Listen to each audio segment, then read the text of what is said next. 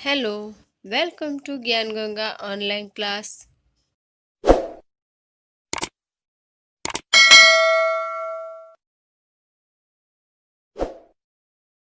आज हम कक्षा 4 का विषय पर्यावरण पढ़ेंगे, पाठ 16 व्यस्त महीना।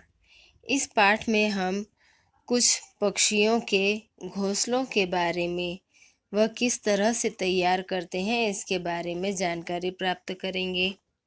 आप यहाँ पर जो तस्वीर देख रहे हैं वह गीजू भाई बदेका की है।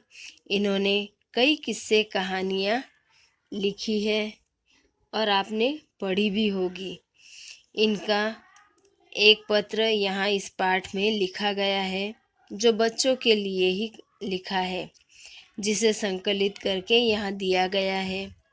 पत्र पढ़ने के बाद बच्चे आसपास दिखाई देने वाले पक्षियों का अवलोकन हेतु प्रोत्साहित होंगे। इन्होंने बाल मंदिर की स्थापना की और बच्चों के शैक्षिक स्वतंत्रता संग्राम में हिस्सा लिया। तो चलिए पाठ पढ़ना शुरू करते हैं। पाठ 16 व्यस्त महीना। जिस तरह आप सभी अपने अपने घरों में सुरक्षित महसूस करते हैं, वैसे ही सभी पशु पक्षी जीव जंतु कीट इनके भी कुछ मकान होते हैं, घोंसले होते हैं, जिनमें वे अपने आप को सुरक्षित महसूस करते हैं। ऐसे ही कुछ पक्षियों के घोंसलों के बारे में हम इस पाठ में जानेंगे। तो चलिए गीजू भाई द्वारा लिखित यह पत्र अभी हम पढ़ते हैं। बाल मंदिर, भावनगर, 13 अप्रैल 1936। प्यारे बच्चों, दोपहर के ठीक 3 बजे हैं। आकाश में एक भी बादल नहीं है। सूरज तेज चमक रहा है। गौरैया, कबूतर और फूल सूंघनी अर्थात शक्कर खोर सब अपनी अपनी जोड़ी बनाकर अपना घोंसला बनाने की तैयारी में लगे हैं। कुछ पक्षियों ने तो अपना घोंसला बना भी लिया है। कुछ घोंसलों में अंडों से बच्चे निकल आए हैं। इन नन्हे पक्षियों के माँ बाप इन्हें तरह तरह के जीव जंतु और अन्य चीज़ें खिलाने में व्यस्त हैं। तो यहाँ पर वे पत्र कब लिख रहे हैं? 13 अप्रैल 1936 में।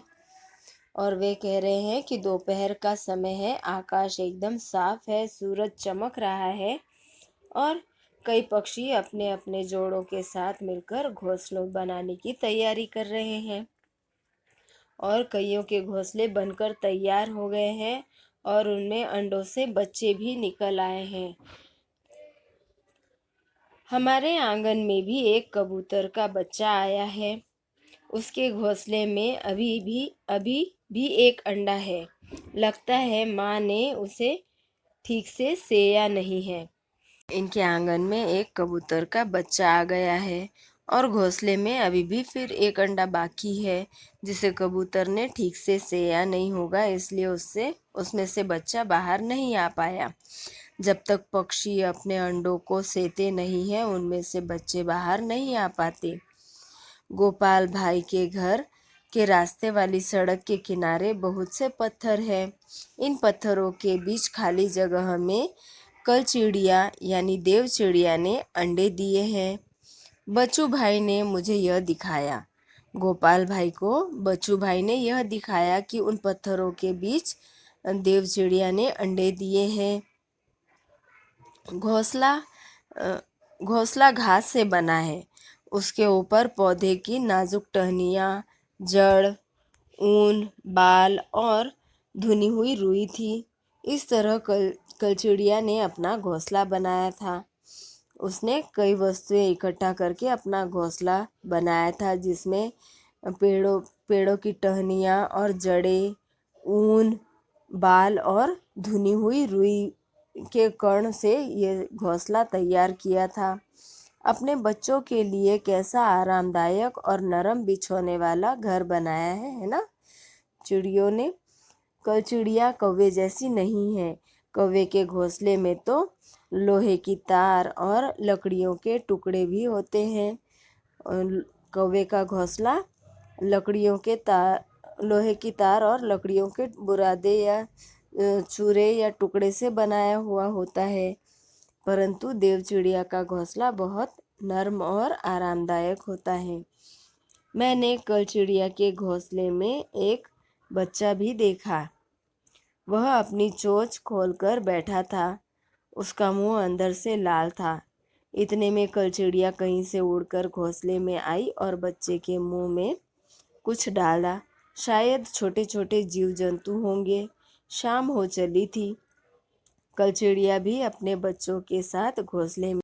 देखिए कैसे घोंसले में कल चिड़िया के बच्चे अपना मुंह खोलकर बैठे हैं।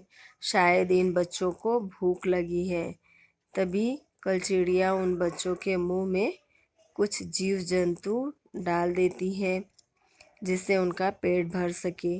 आप इनका मुंह अंदर से लाल देख सकते हो। जब कल चिड़िया घोंसले में आई तब शाम हो चुकी थी। सूरज ढल चुका था, इसीलिए वह अपने बच्चों के साथ घोंसले में ही बैठ गई। जब हमने पाठ पढ़ना शुरू किया था तब दोपहर के 3 बज रहे थे और सूरज तेज चमक रहा था।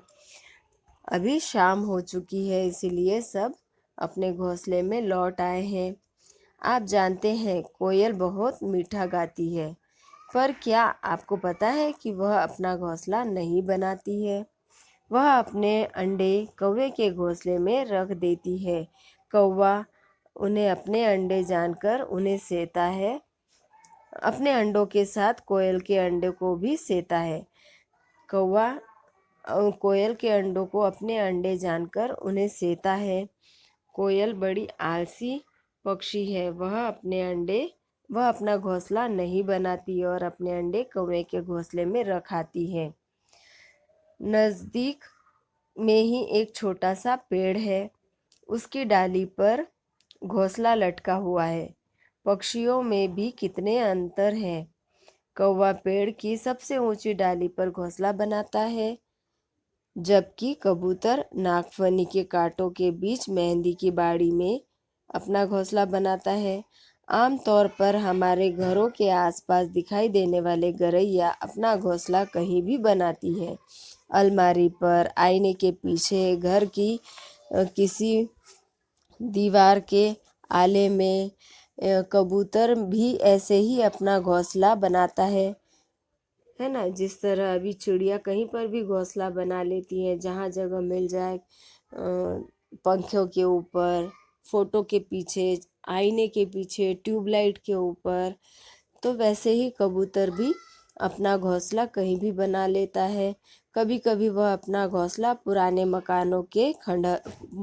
मकानों या खंडहरों में बनाते हैं। बसंत गौरी जो गर्मियों में टिक-टिक करते रहते हैं, पेड़ के तने में गहरा छेद बनाकर उनमें घोंसला बनाते हैं। अब वैसे ही बसंत गौरी भी अपना घोंसला किसी पुराने पेड़ के तने में छेद बनाकर घोंसला बनाती है। बसंत गौरी की चोंच बहुत मजबूत होती है। वह या तो पुराना पेड़ अपने घोंसले के लिए ढूंढती है या कोई जिंदा पेड़ भी उसमें छेद बनाकर वह अपना घोंसला तैयार कर लेती है। दर्जन चिड़िया अपनी नुकीली चोंच से पत्तों को सीक कर बनने वाले पत्तों के थैले में घोंसला बनाती है। दर्जन चिड़िया भी पत्तों के किनारों में छेद बनाकर मकड़ी के जाले का उपयोग करके उन्हें सीक कर अपना एक मजबूत घोंसला बनाती है और इसका घोंसला बहुत ही सुंदर खूबसूरत होता है। यह एकदम मजबूत और टिकाऊ घोंसला होता है जो धूप, वर्षा, आंधी, तूफानों से इनके बच्चों को सुरक्षा प्रदान करता है। और इस थैली नुमा कोण आकार पत्तों घोंसले में ही वह अपना अंडे देती है। फूल सूंघनी, इसे शक्करखोर भी कहते हैं। किसी छोटे पेड़ या झाड़ी में की डाली पर लटकता हुआ घोंसला बनाती है। इसका घोंसला किसी पेड़ की डाली पर लटकता हुआ होता है। तो हमने उसी शाम एक डाली पर टंगा फूल सूंघनी का घोंसला देखा। क्या आप जानते हैं कि यह घोंसला किन चीज़ों से बनता है? उसके घोंसले में बाल, घास, तीलियां, सूखे पत्ते, धुनी हुई रूह, पेड़ की छाल के टुकड़े और पुराने कपड़ों के चिथड़े और मकड़ी के जाले, इनसे इसने अपना घोंसला बनाया था। जब मैंने दूरबीन से देखा तो घोंसले में बच्चे भी दिख रहे थे।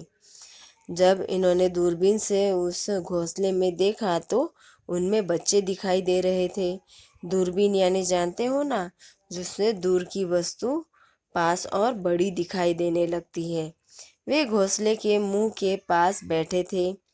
वो बच्चे घोंसले के बाहर अपना मुंह निकालकर बैठे थे, अपनी माँ के खाने के इंतज़ार में कि कब उनकी माँ घोंसले के पास आए और उनके लिए खाना लाए। और वे कर भी क्या सकते हैं, केवल खाना और सोना, क्योंकि उन्हें तो अभी उड़ना आता नहीं है, बच्चे हैं अभी वह, तो इसीलिए वह केवल खाना और सोना ही करते हैं। क्या आप बया पक्षी के बारे में जानते हैं? नर बया पक्षी बहुत सुंदर घोंसला बनाती है। मादा बया पक्षी सभी घोंसलों का मुलायम करके सबसे सुंदर घोंसला बनाती है। नर घोंसला अपने घोंसले का एक ढांचा तैयार करता है और फिर मादा घोंसला उन घोंसलों का चयन करती है जिसका घोंसला बहुत सुंदर होता है।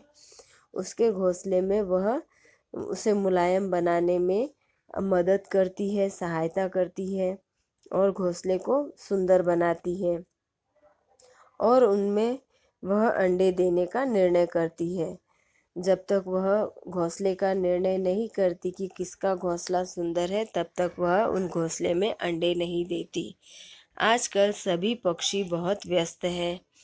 सभी पक्षी अपने अपने कामों में व्यस्त है। कोई घोंसले बनाने में, कोई अंडे देने में, अंडे सेने में, उनके लिए भोजन एकत्रित करने में। तो इसीलिए सभी पक्षी आजकल बहुत व्यस्त है। घोंसले बनाना और अंडे देना तो पहला चरण है, यानी ये उनका पहला सोपान है। इनकी कड़ी मेहनत तो आगे है। इन कड़ी मेहनत से बनाए गए घोंसले में बच्चों का पाल पोस कर बड़ा करना बहुत मुश्किल का काम है। बच्चे घोंसले में अंडे देना या घोंसला तैयार करना यह पहला चरण है, परंतु बड़ी जिम्मेदारी तो है उन घोंसलों की सुरक्षा और बच्चों की सुरक्षा। कड़ी मेहनत से बनाए गए घोंसले में बच्चों को पाल पोस कर बड़ा करना बहुत मुश्किल का काम होता है। पक्षियों के लिए कुछ मनुष्य और अन्य प्राणी दुश्मन के समान होते हैं। कौवे, गिलहरी, बिल्ली और चूहे ये सभी अंडे चुराने के मौके ढूंढते हैं। तो पक्षियों के अंडों के लिए मनुष्य और ये प्राणी बहुत दुश्मन जैसे हैं, क्योंकि वह इनके अंडों को चुरा लेते हैं या उन्हें खा जाते हैं, फोड़ देते हैं। कभी कभी इनके घोंसलों को नुकसान पहुंचा देते हैं। कई बार ये घोंसलों को तोड़ भी देते हैं।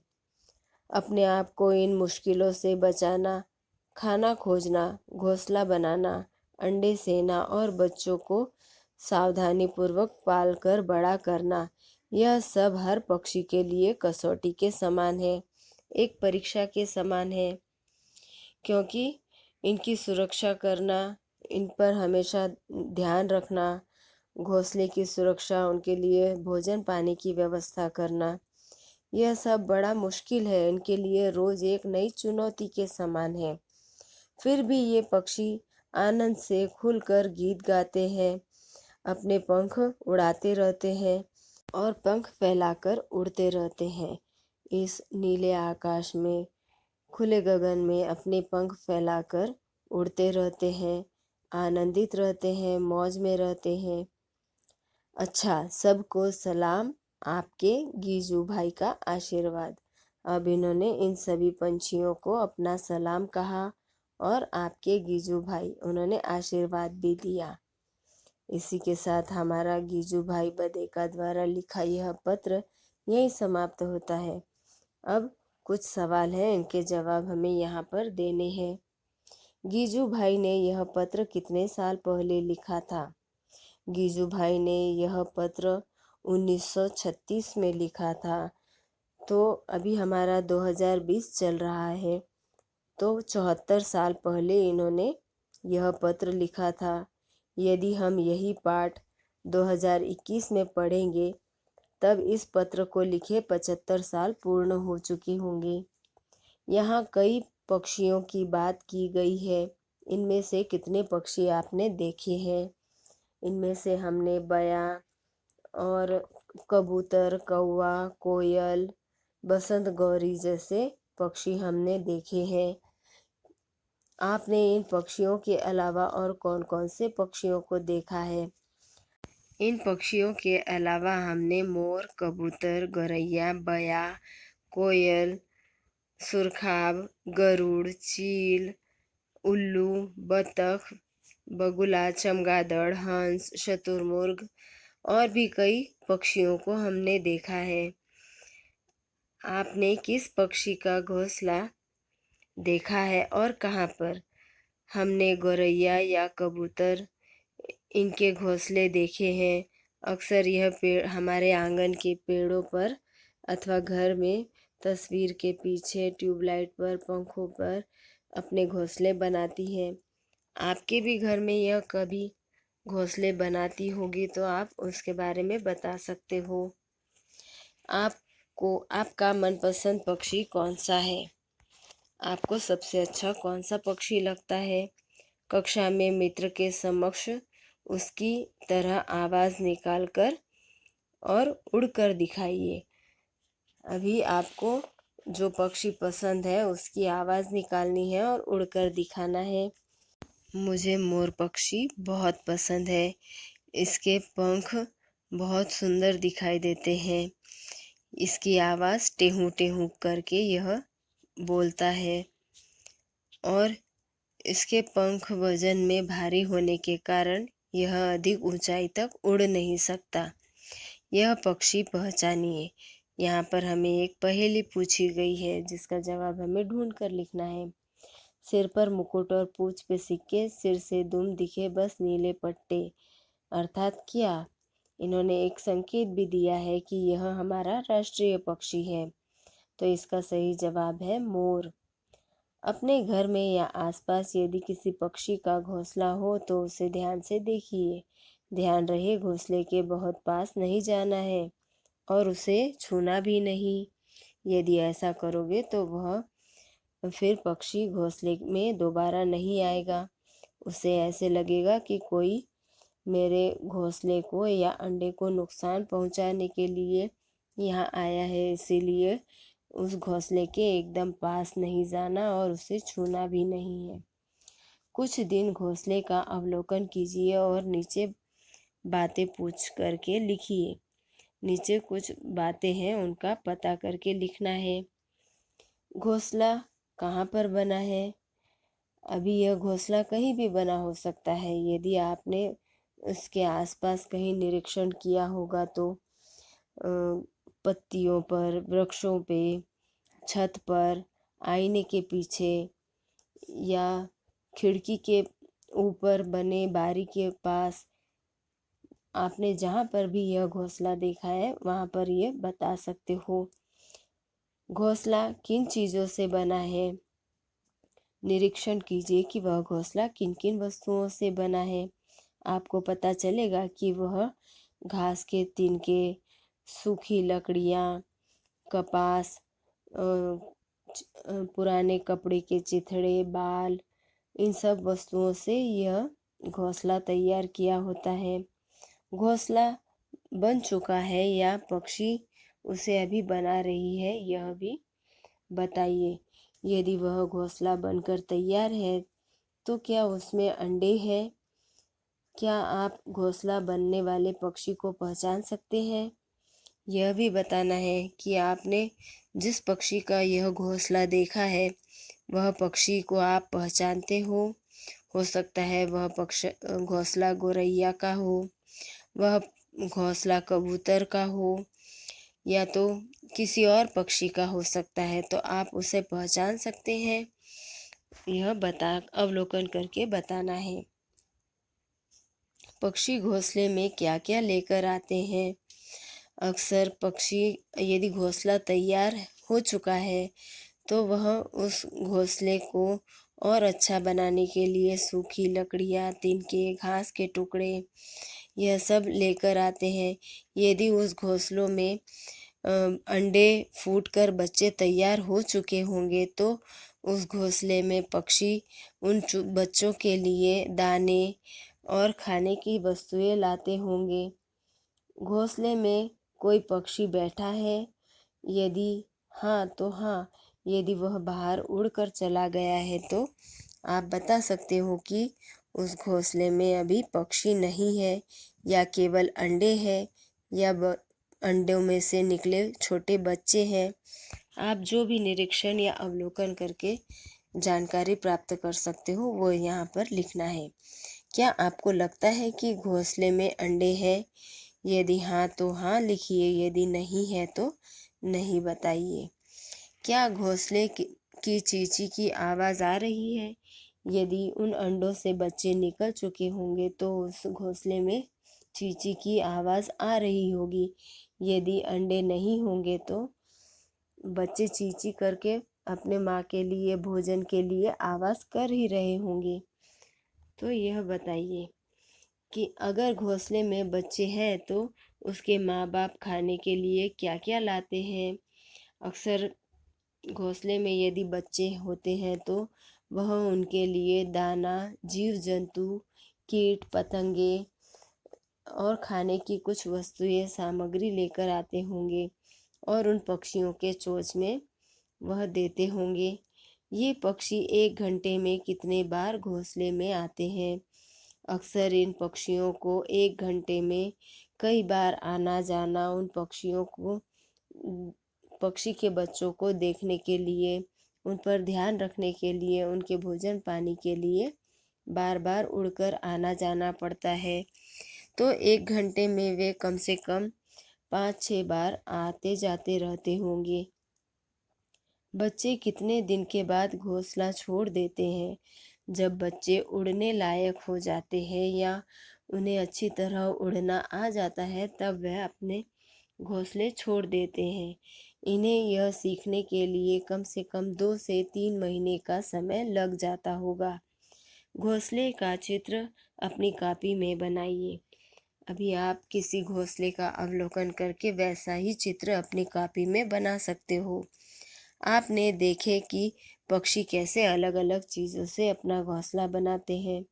अभी हमने इस संपूर्ण पाठ में इन्हीं सब चीज़ों के बारे में जाना। उनमें से कुछ चीज़ों का उपयोग करके आप भी घोंसला बना सकते हो। क्या आप उन चिड़ियों की तरह सुंदर घोंसला बना पाओगे? चलो कोशिश तो करके देख ही सकते हो। इस घोंसले में कागज़ से एक पक्षी बनाकर रखिए। अब वह घोंसला यदि बनकर तैयार हो जाए तो उसमें कागज़ से एक पक्षी भी बनाकर रखना है। पक्षी अपने घोंसले का उपयोग केवल अंडे देने के लिए करते हैं। बच्चे बड़े हो जाने पर वे घोंसला छोड़ देते हैं। पक्षी अक्सर उन घोंसलों में तब तक ही रहते हैं जब तक उन बच्चों में उस अंडों में से बच्चे फूटकर बाहर नहीं आ जाते और वह उड़ना नहीं सीख लेते। एक बार वह बच्चे बड़े हो जाए, उड़ना सीख जाए तब वह उस घोंसले को छोड़ देते हैं। अनुमान लगाइए जब हम चलने और बोलने लायक हो जाते हैं तब हमें भी अपना घर छोड़ना पड़े तो? जब हम भी बड़े हो जाते हैं और पढ़ लिख कर नौकरी करने लगते हैं तब हमें भी अपने माँ बाप से दूर रहकर नौकरी के लिए कहीं बाहर जाना पड़ता है। अर्थात हम भी अपने घर को छोड़कर दूर रहने जाते हैं। घोंसला छोड़ने के बाद अलग अलग तरह के पक्षी अलग अलग जगहों पर रहते हैं, है ना। घोंसला छोड़ देने के बाद सभी पक्षी अलग अलग जगह पर हो जाते हैं। जैसे कुछ पक्षी पेड़ों पर, कुछ पानी में या पानी के समीप और कुछ ज़मीन पर रहते हैं। इनमें से कई पक्षी अपना घोंसला अलग अलग तरह से बनाते हैं। अभी हमने पेड़ों पर तैयार या वृक्षों पर घरों में बनने वाले घोंसलों के बारे में जाना, पर कुछ पक्षी ऐसे होते हैं जो ज़मीन पर या पानी में अपना घर बनाते हैं। नदी के किनारे ज़मीन पर भी रहते हैं। अन्य जीवों के भी अलग अलग स्थान पर रहते हैं और कुछ जानवर भी ऐसे ही अलग अलग स्थानों पर रहते हैं। ज़मीन पर, ज़मीन के नीचे, पानी में और पेड़ों पर इनके रहने की जगह भी अलग अलग। कुछ ज़मीन पर रहते हैं, कुछ ज़मीन के नीचे रहते हैं, कुछ पानी पर तो कुछ पेड़ों पर रहते हैं। इसी के साथ हम हमारा यह पाठ अब यहीं रोकते हैं। फिर अगले भाग 2 में इसके आगे का पाठ हम पढ़ेंगे। तब तक के लिए थैंक यू, धन्यवाद एंड टेक केयर।